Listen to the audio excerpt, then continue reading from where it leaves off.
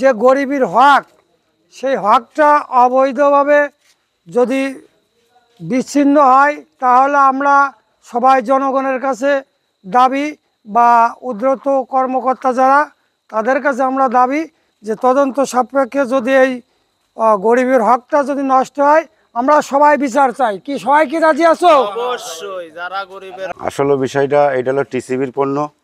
এই চাউলটা হলো ওএমএসের চাউল, আমাদের পরিষদের আওতায় না।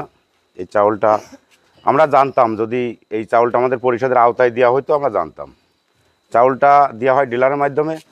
টিসিবির মাল যেখানে চাউল তেল ডাউল যেখানে দেয় এইখানে চাউল দেয়, মাঝে মধ্যে চাউল গ্যাপ যায়।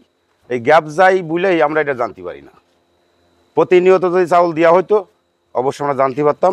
শুনতে পারছি ৭৭ মেট্রিক টন চাউল উত্তোলন হয়েছে গোডাউন থেকে, চাউলটা দেওয়া হয়নি।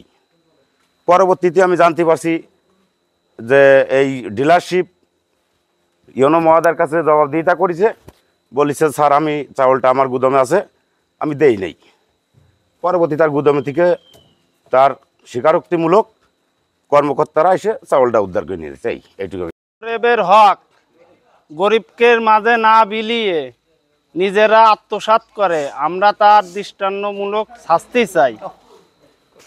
আসছি আজকে ইউনো মহোদয়ের গঠিত টিমের 3 সদস্য বিশিষ্ট কমিটির 3 জন সদস্য হোসেনে কান্ত ঋতু নামক যে ডিলার আছে, সেই ডিলারের 77.835 মেট্রিক টন চাল উত্তোলন করে টিসিবিকে দেওয়ার কথা, টিসিবিকে না দিয়ে তার ভাড়াকৃত গুদামে আপনার রেখে দিয়েছেন। এখানে আমরা তদন্ত স্বার্থে তাকে ডাকার পরে তার স্বীকারোক্তিমূলক জবাবে বলছে এই চালটা আমরা দেই নাই, আমার গুদামে আছে।